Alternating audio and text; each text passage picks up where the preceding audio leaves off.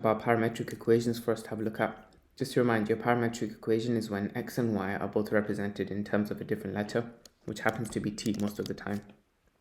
It's asking us to find dy dx in part I of the question, and then use that to find the gradient at this specific point. Let's focus on finding dy dx first. So I've broken down a few prompts if you wanted to have a go yourself, but to find it, we're going to do dy by dt times dt by dx. And the reason for that is because the dt's will cancel out to give you dy dx. So let's do that. dy by dt is what you get when you differentiate the y equation with respect to t. So 2 times 2 is 4, so that's 4t. 3 times, well, this is like a 1 before the t cubed. 3 times 1 is 3, so that's plus 3t, and then you subtract 1 from the power. Great.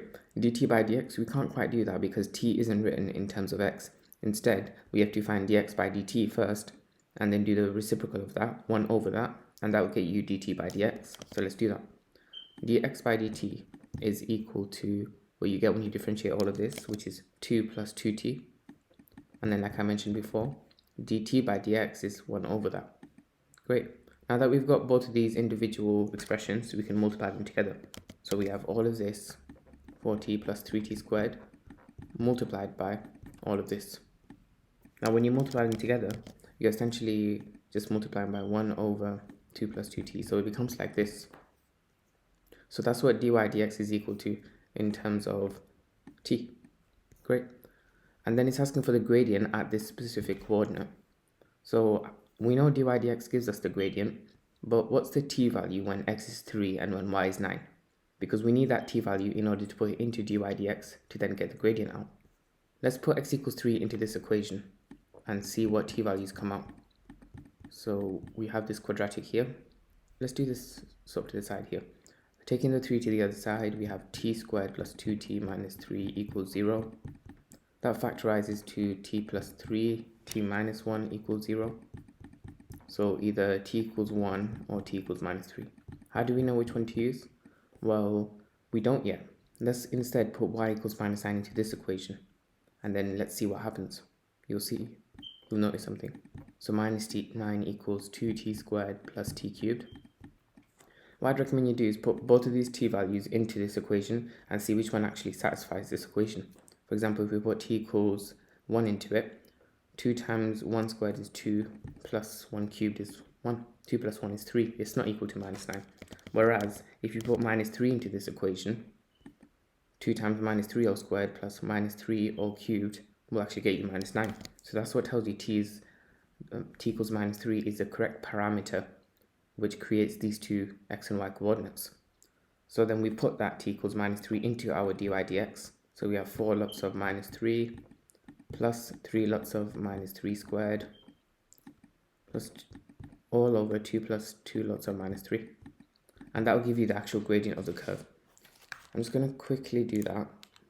You can skip ahead 10 seconds if you want to. I'm just typing into my calculator. And that'll give you minus 15 over 4. Great. I'm going to rub all this out just so we have space for part 2, which is also quite a difficult part of the question. You won't need any of this for part 2, by the way. We'll leave the rest just to save time. Don't want to waste your time. Great. Now in part 2 of the question, it gives you a starting point by considering y over x, find a Cartesian equation. A Cartesian equation is an equation that only involves x's and y's. So we want to link x and y using the fact that they both involve t.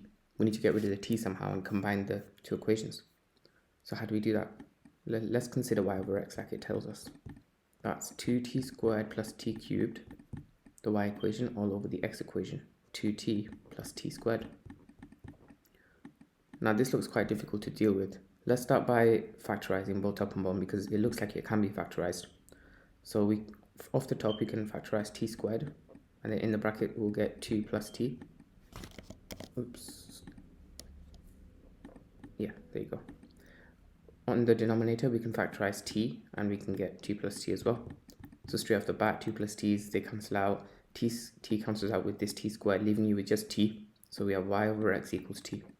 So how can we go from here and make it an equation involving x and y only?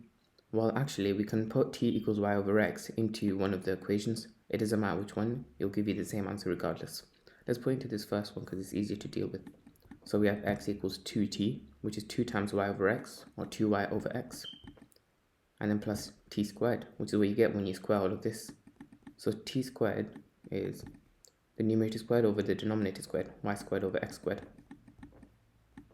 And yeah, that's the equation of the curve in Cartesian form. You can leave it in any form of x and y, but this specific question asks you to leave it in a form not involving fractions. So what I do as the final step is just multiply everything by x squared. So we have x cubed for the left hand side equals, well, 2y over x times x squared.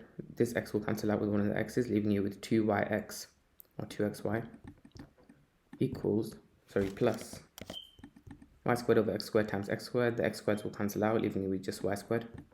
And now it's a form not involving fractions. It's not the cleanest of equations, but it's still a Cartesian equation because it only involves x's and y's. Hopefully that made sense. If you enjoyed the video, please like, comment and subscribe with post notifications on. And if you have any tutoring inquiries, I've linked my email in the description, so you can just send me an email. Thanks for watching.